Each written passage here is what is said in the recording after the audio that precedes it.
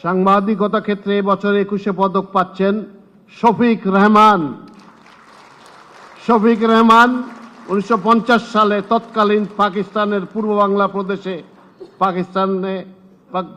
বাংলা প্রদেশে sports reporter হিসেবে সাংবাদিকতা শুরু করেন। 2026 সালের 21 পদকে ভূষিত করা হলো।